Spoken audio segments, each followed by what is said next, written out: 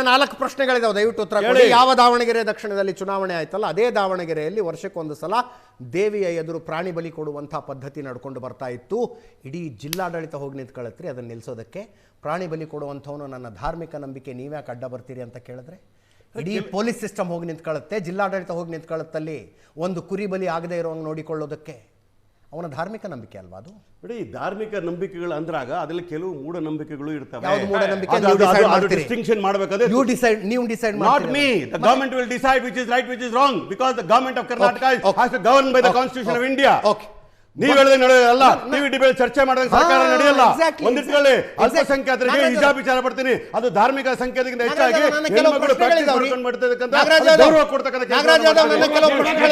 ಬೀದಿ ಕರ್ತಿರಲ್ಲ ಅವರು ಮತ್ತೆ RSS ಇಬ್ರು ರಾಜಕಾರಣ ಡಿವಿಜಿ ಪಾಲಿಟಿಕ್ಸ್ ಮಾಡ್ತಾರೆ. SDP is doing polarized party politics, BJP is doing. ನನ್ನ ಮುಂದಿನ ಪ್ರಶ್ನೆ ಏನು ಅಂತ ನಾಗರಾಜ್ ಯಾದವ್ ಅವರಿಗೆ ಗೊತ್ತಾಯ್ತು, ಅದಕ್ಕೆ ಡಿಸ್ಟರ್ಬ್ ಮಾಡ್ತಿದ್ದಾರೆ.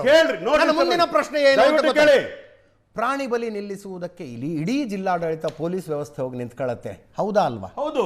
ಬಕ್ರೀದ್ನಲ್ಲಿ ಅದು ಮೂಢನಂಬಿಕೆ ಅಲ್ಲ, ಅದು 100% ಹೇಳ್ತೀನಿ ಕೇಳಿ. That is worldwide practiced regional. That's all. ಇದು ಒಂದು ಜಿಲ್ಲೆಯಲ್ಲಿ ಒಂದು ದೇವಸ್ಥಾನದಲ್ಲಿ ಅವರು ಮಾಡ್ಕೊಂಡು ಬಿಡ್ತಾರೆ ಕಟ್ಟುಪಾಡು. ಆದ್ರೆ ಹಿಂದೂ ಧರ್ಮದಲ್ಲಿ ಇವರು ಬಕ್ರೀದ್ಗೆ ಹೊಡಿತಾರಲ್ಲ, ಇಡೀ ವಿಶ್ವದಲ್ಲಿ ಆಚರಣೆ ಮಾಡ್ತಾರೆ. ಏನ್ರಿ ಯೂನಿವರ್ಸಲ್ ಆಗಿರುವಂತದ್ದು ಮೂಢನಂಬಿಕೆ ಆಗೋದಿಲ್ಲ. ಒಂದು ನಿಮಿಷ ನನಗೆ 2 ನಿಮಿಷ ಟೈಮ್ ಕೊಡಿ. 2 ನಿಮಿಷ ಒಂದು ನಿಮಿಷ ಇರ್ರಿ. ರಿಯಾಜ್ ಕಡಂಬು, ಯಾವ ವ್ಯಕ್ತಿ ಕುಕ್ಕೆ ಸುಬ್ರಹ್ಮಣ್ಯದಲ್ಲಿ ಮಡೆ ಸ್ನಾನ ಮಾಡುವಂಥದ್ದು ನನ್ನ ಧಾರ್ಮಿಕ ನಂಬಿಕೆ ಅಂತ ನನ್ನ ಚಾನಲ್ನಲ್ಲಿ ಕೂತ್ಕೊಂಡು ವಾದ ಮಾಡಿದ್ನಲ್ಲ ನಾಗರಾಜ್ ಯಾದವ್ ಅವರೇ, ಅವನಿಗೆ ನಾನು ಆತ್ಮಗೌರವದ ಪಾಠ ಮಾಡಿದೆ. ಈ ಎಲ್ಲ ನಂಬಿಕೆಗಳಿಂದ ನೀವು ಹೊರಗೆ ಬರಬೇಕು ಅಂತ ಹೇಳಿದೆ. ಆ ಆತ್ಮಗೌರವದ ಪಾಠ ಚಿಂತನೆಯನ್ನು ಮಾಡಬೇಕಾದ ಅವಶ್ಯಕತೆ ಈಗಿದೆ ಅಲ್ವಾ? ಹಿಜಾಬ್ ಧರಿಸುವುದು ನನ್ನ ಧಾರ್ಮಿಕ ಹಕ್ಕು ಅಂತ ವಾದ ಮಾಡುವುದು, ಮಡೆ ಸ್ನಾನ ಮಾಡುವುದು ನನ್ನ ಧಾರ್ಮಿಕ ಹಕ್ಕು ಅಂತ ವಾದ. ಒಂದು ನಿಮಿಷ ಪ್ಲೀಸ್ ನಾಗರಾಜ್ ಯಾದವ್, ನಿಮ್ಗೆ ಕಷ್ಟ ಆಗುತ್ತದೆ ಕೇಳೋದು, ಕಷ್ಟ ಆಗುತ್ತೆ. ಒಂದು ನಿಮಿಷ ರಿಯಾಜ್ ನನ್ನ ಮಾತುಗಳನ್ನು ಕೇಳಿಸ್ಕೋಬೇಕು ದಯವಿಟ್ಟು.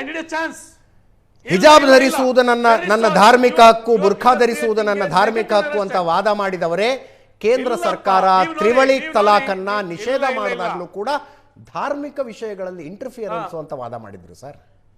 ನಾಗರಾಜ್ ಧಾರ್ಮಿಕ ವಿಷಯಗಳಲ್ಲಿ ಒಂದು ನಿಮಿಷ ಕೇಳಿಸ್ಕೋಬೇಕು. ರಿಯಾಜ್ ನಿಮಗೆ ಕಷ್ಟ ಆಗುತ್ತೆ ಇದನ್ನು ಕೇಳಿಸ್ಕೊಳ್ಳಕ್ಕೆ, ಪ್ಲೀಸ್ ಲಿಸನ್ ಟು ಮೀ. ನಾನು ಈಗಲೂ ಹೇಳ್ತಾ ಇದ್ದೀನಿ, ಹಿಂದೂ ಸಂಘಟನೆಗಳು ಈ ವಿಷಯದಲ್ಲಿ ಮಾತನಾಡುವಂಥದ್ದು ಏನೂ ಇಲ್ಲ. ಹಿಂದೂ ಸಂಘಟನೆಗಳ ಇಂಟರ್ಫಿಯರೆನ್ಸ್ ಆಗಬಾರ್ದು. ಯಾವ ರೀತಿಯಲ್ಲಿ ಬೆತ್ತಲೆ ಸ್ನಾನದ ಬಗ್ಗೆ ಬೆತ್ತಲೆ ನಡಿಗೆಯ ಬಗ್ಗೆನೋ, ಮುತ್ತು ಕಟ್ಟುವುದರ ಬಗ್ಗೆನೋ, ಪ್ರಾಣಿ ಬಲಿ ಬಗ್ಗೆನೋ, ಯಾವ ರೀತಿಯಲ್ಲಿ ಮಡೆ ಸ್ನಾನದ ಬಗ್ಗೆನೋ ಜಾಗೃತಿ ಬಂತಲ್ಲ, ಹಾಗೆ ಹಿಜಾಬು, ಬುರ್ಖಾ, ನಿಕಾಬು, ಪರದಾಗಳ ಬಗ್ಗೆ ಜಾಗೃತಿ ಬರಬೇಕಾಗಿದೆ.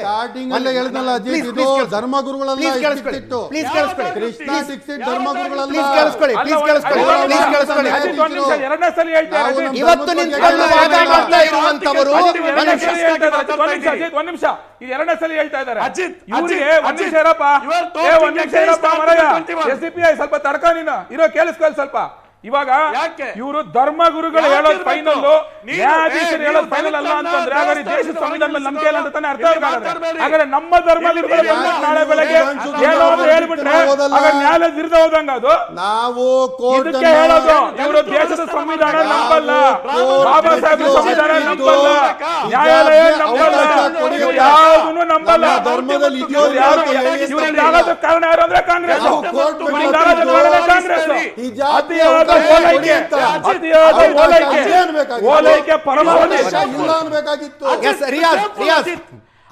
ನಿಮ್ಮ ನೈತಿಕತೆಯನ್ನ ಕಳೆದುಕೊಂಡಿದ್ದೀರಿ. ಯಾರು ಇಲ್ಲ ಅಜಿತ್, ಹೇಳಿ ಕಳ್ಕೊಂಡಿದ್ದಾರೆ ನೈತಿಕತೆ? ನೀವು ನೈತಿಕತೆಯನ್ನು ಕಳೆದುಕೊಂಡಿದ್ದೀರಿ. ಅವರು ನೀವು ಮೌಢ್ಯ ಮತ್ತು ಘನತೆಯನ್ನ ಒಂದೇ ತಟ್ಟೆಯಲ್ಲಿ ತೂಗ್ತಾ ಇದ್ದೀರಿ. ಯಾವುದು ಘನತೆ? ಒಂದು ನಿಮಿಷ. ಮೌಲ್ಯ ಮತ್ತು ಘನತೆಯನ್ನ ಯಾವುದು ಘನತೆ? ಒಂದೇ ತಟ್ಟೆಯಲ್ಲಿ ಇಡ್ತಾ ಇದ್ದೀರಿ. ಯಾವುದು ಘನತೆ? ಒಬ್ಬ ವಸ್ತ್ರವನ್ನ ಧರಿಸುವುದು, ಅವನಿಗಿಷ್ಟ ಬಂದಾಗ ಜೀವಿಸುವುದು ಅವನ ಘನತೆ ಭಾಗ. ಅದು ಮನೇಲಿ ಮಾಡ್ಕೊಳ್ಳಪ್ಪ. ಒಂದ್ ನಿಮಿಷ.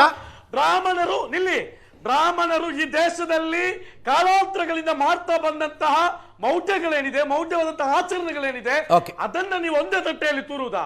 ಏನ್ರಿ ಬಾಬಾ ಸಾಹೇಬ್ ಅಂಬೇಡ್ಕರ್ ಹೇಳಿದ್ರಿ ಬುರ್ಕ ಹಾಕೋಬೇಡಿ ಅಂತ. ಒಂದ್ ನಿಮಿಷ ರೀ, ಅವ್ರಿಗಿಂತ ಗ್ರೇಟ್ ನೀವು. ಒಂದ್ ನಿಮಿಷ ಮೋಹನ್ ರಿಯಾಜ್ ತಾವು ಹೇಳುವಂತದ್ದು ಹಿಜಾಬ್, ಬುರ್ಖಾ, ನಕಾಬ್, ಪರದಾ ಇವೆಲ್ಲ ಘನತೆ ಅಂತ. Am I right? ಸರ್, ಒಬ್ಬ ಅವನ ಶರೀರವನ್ನ ಮುಚ್ಚುವುದು, ಅವನ ಶರೀರವನ್ನ ಒಬ್ಬ ಮುಚ್ತಾನಲ್ಲ, ಅದು ಘನತೆಯ ಭಾಗ. ಅದು ವೇದಗಳಲ್ಲಿದೆ. ಒಂದು ಸಿಂಪಲ್ ಪ್ರಶ್ನೆ ಕೇಳ್ತೀನಿ,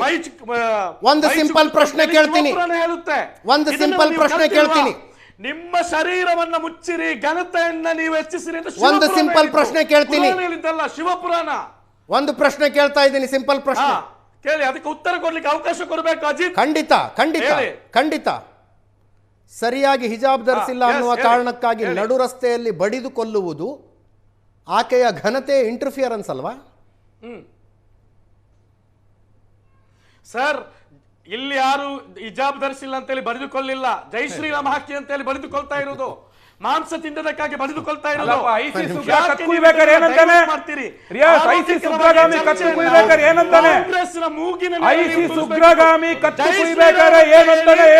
ಒಂದು ಸಣ್ಣ ಬ್ರೇಕ್. ಏನಂತಾನೆ ಹೇಳ್ರಿ, ಮಾಂಸವನ್ನ ತಿಂದಿದ್ದ.